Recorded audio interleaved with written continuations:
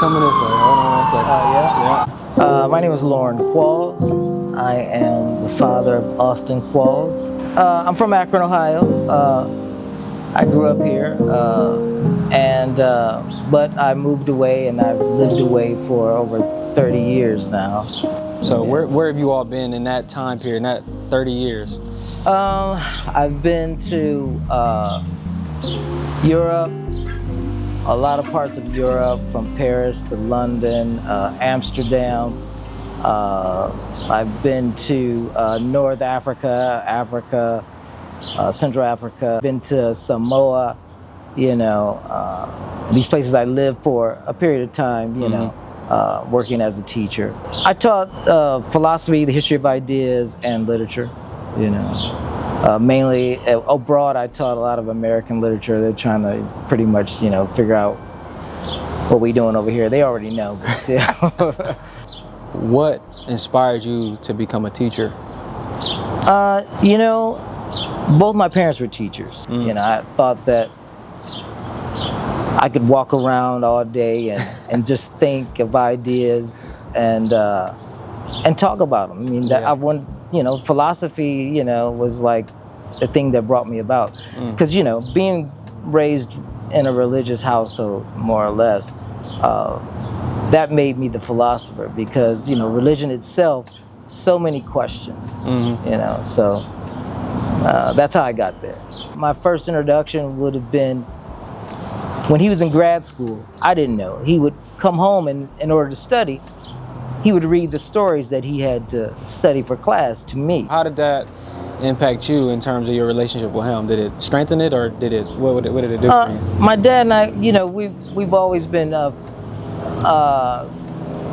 fairly close. Father was more of a historian. He was an English teacher, but he loved history, and he was always buying a book or seeing something that dealt with history. So it gave me a real push towards like Greek mythology, the Bible history. How these stories came about, the connection between the Iliad and the Odyssey and certain stories told. And, you realize that your parents are fallible, that they're just trying to make it too, So my relationship with my father is very chill, I respect my father, but I know that he makes mistakes just like the rest of us, and, and I love him for that, but. So emotionally, you say your relationship is chill. What does that mean emotionally? Early on, like my parents, after 25 years, my parents got a divorce. I was about 18. Okay. I was just starting college, and they got a divorce. And, I wasn't one to try to take sides or anything like that. I mean, kids feel like they must at some point, but I've always remained neutral. I realized early on that my parents, they're just people. Yeah. And they're just trying to figure out. My mother was extremely religious, but my dad was, like okay, well, history says this. He was more empirical. Yeah, we were a unit until I was about to graduate. Yeah. Fatherhood, my mother, those things represent home, right? And when they got a divorce, it's like there's no more home, Where do I go to when I come home from college, Who do I go see? And then when my parents remarried, that added a different element to it. I can say that I may have been angry when my mother got remarried, because that's mama, and she ain't supposed to, she's just supposed to be mama. She ain't supposed to have nobody with her, that kind of thing. But I accepted that too because I wanted her to be happy. You as a father, though, you have 3 children. Yeah. What was your relationship to your children? Well,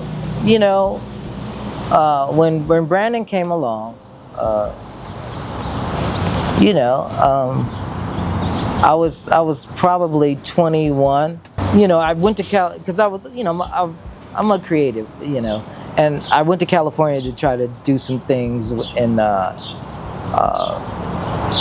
and so when I was there, someone said to me I should stay. They were trying to convince me to stay, but I couldn't live with the fact that I wouldn't see my son's face. Had not finished with my degree. I'm thinking, I got a house. My parents left me the house when they got divorced. They both moved on, and so I was left with that responsibility. I started that work. What society says we're supposed to do. Yeah. It can be very, very. You kind of stay in conflict with yourself. Right. So I went and I worked for the post office, roadway packaging. This buddy that worked at Taco Bell, he was manager over there, and I was like, man, I'd gotten a car, and so I had to make car payments. So I was like, so I went over and said, dude, I need a job. He said, oh man, shoot, come on in. I think I worked there for like maybe a couple of hours. I was like, this is trash. So, but I wanted them to understand that you can fight for your dream. Yeah. And so if I couldn't do it, how could I tell him that he could? I said, I got to figure something else out. So I ended up Akron U. One of the philosophy professors who became a good friend of mine later hired me to work in the philosophy library at Akron U. And so that's what I did. And I would take Brandon over there with me while I worked, and his mother worked. And that's basically how we made it through to that point. But as time goes on, I knew that I couldn't be the person that I am now if I'd have stayed in Akron. Right. I needed to leave and be able to come back. Brandon and our relationship was, it was good. Even though, eventually he and his mother and I split, we still, even to this day, we still have a very, very strong bond and relationship, and that's important because I wanted my boys to be with me no matter where I was. And, that's a hard play, because as I grew and I came back to Akron, I became a policeman. It was a great experience, but if I could do it again, I probably would have passed on it. And that experience, and then, I couldn't have met somebody else that I fell in love with if I hadn't become a policeman, and I would not have had the opportunity to have a third son, so, because, they were saying, well, you could just work on your craft because, I'm a writer. And so they were like, well, don't do that. This is the, the black men in my family, because of the relationship between African Americans and the police. They're like, you don't want to do that, man. That's like you joining the KKK, right. And they were right, for the most part. But I needed that experience, I think, because it made me see past the law and to see what these things really are, these constructs really right. are. Those are the greatest things that came out of that experience. Mm-hmm. And I just learned a lot about the structure of society, something that I didn't learn in college, something that I didn't learn just from being in the world. Yeah. All those experiences that you had 2 more sons after Brandon. Yeah. You still had that bug to travel and explore the world and expand who you were. How was that? I mean, you said it earlier, when you're put in a situation where you have to kind of sacrifice a piece of yourself mm-hmm. to achieve the means in which to survive. Right. Yeah. There's this tension with yourself.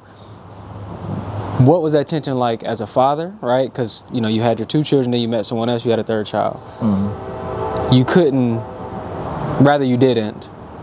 I don't know, we're going to figure out, right? But keep all of them together. Right. So as a father, what was that like for you? It was hard, because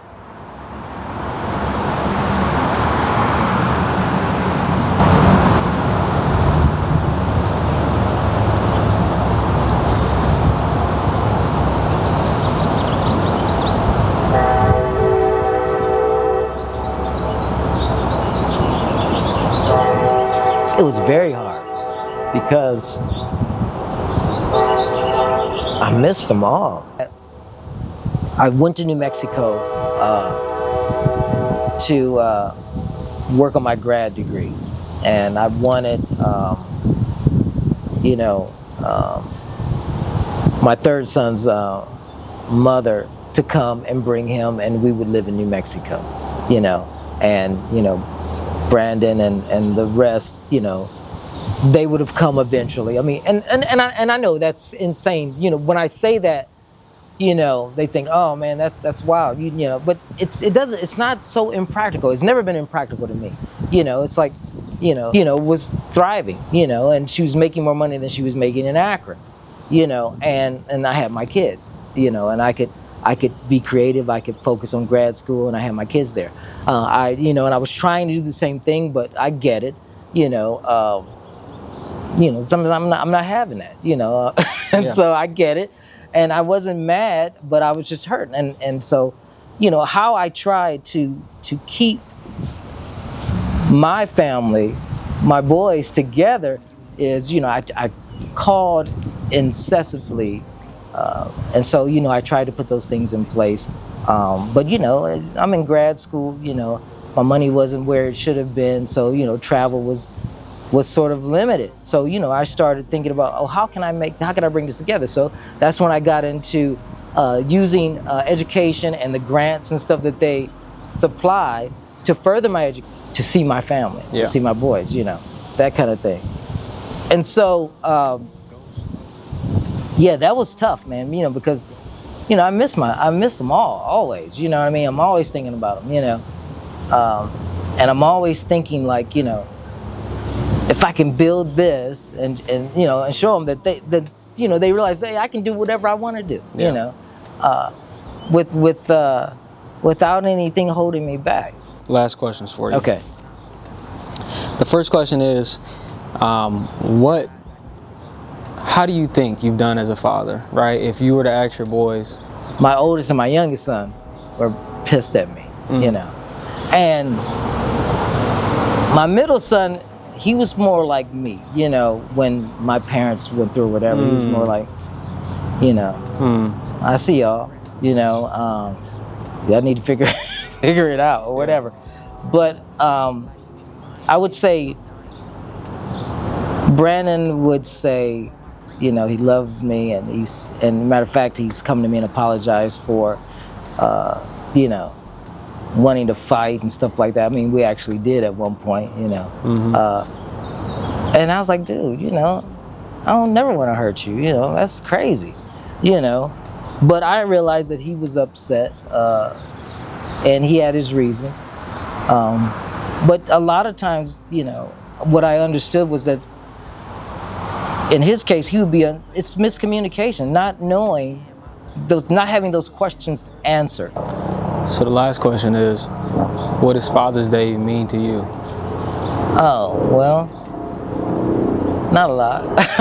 I mean, what means a lot to me is nobody has to call me or anything like that, because I'll call them, and at least two of my sons have kids of their own, and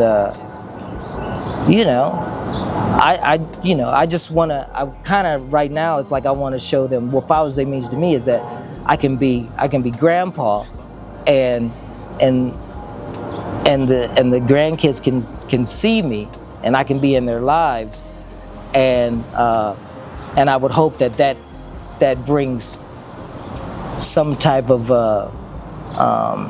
healing in a way to my relationship with the fathers, so. I appreciate you. This is good.